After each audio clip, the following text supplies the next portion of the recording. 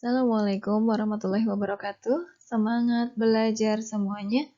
Pada kesempatan hari ini kita akan mempelajari tentang circular flow diagram.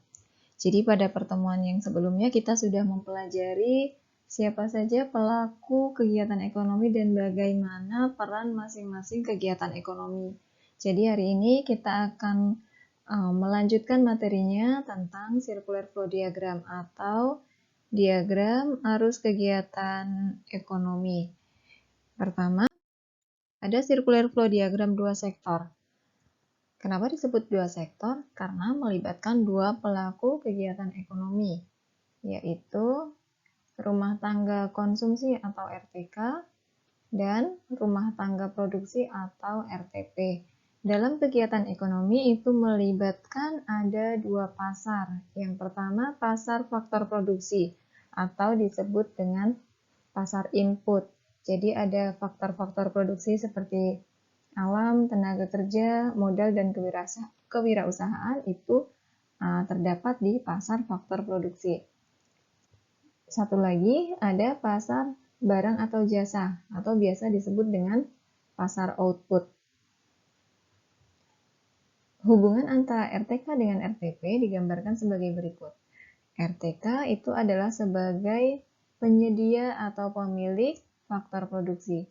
Misalkan kita ambil contoh, RTK itu memiliki faktor produksi berupa tenaga kerja.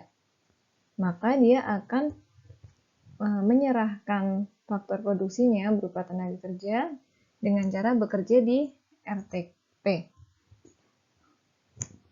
Setelah bekerja di RTP, maka RTP ini akan memberikan balas jasa.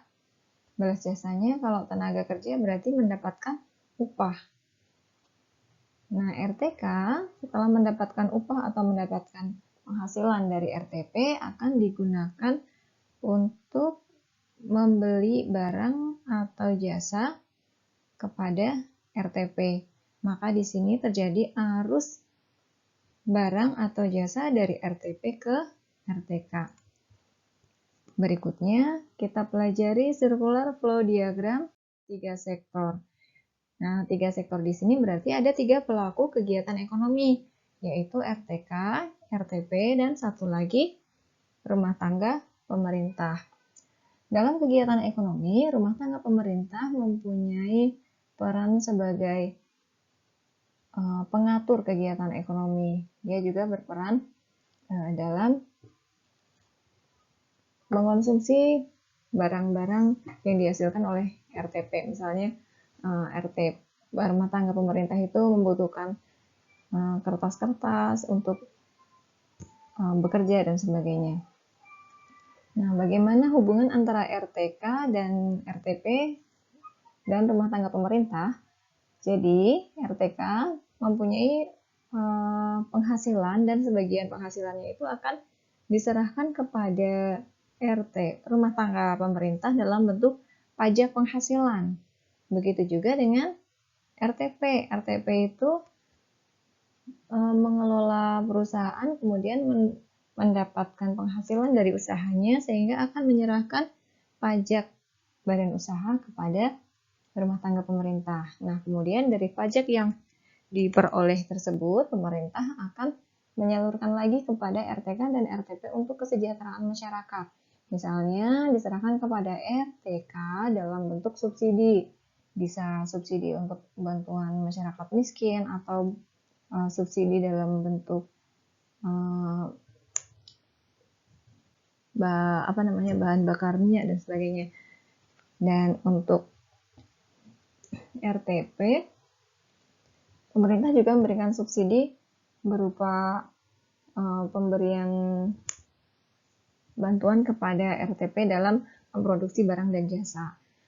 Nah, terakhir kita pelajari circular flow diagram 4 sektor. Ada 4 pelaku kegiatan ekonomi, yaitu RTK, RTP, rumah tangga pemerintah, dan satu lagi masyarakat luar negeri. Jadi bagaimana peran masyarakat luar negeri terhadap kegiatan ekonomi? Kita bisa lihat di sini.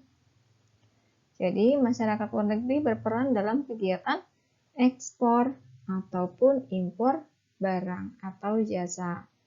Dan kemudian dalam masyarakat luar negeri juga akan berperan dalam pasar faktor produksi, misalnya dengan mengirimkan tenaga ahli ke Indonesia atau ada masyarakat Indonesia yang bekerja ke luar negeri.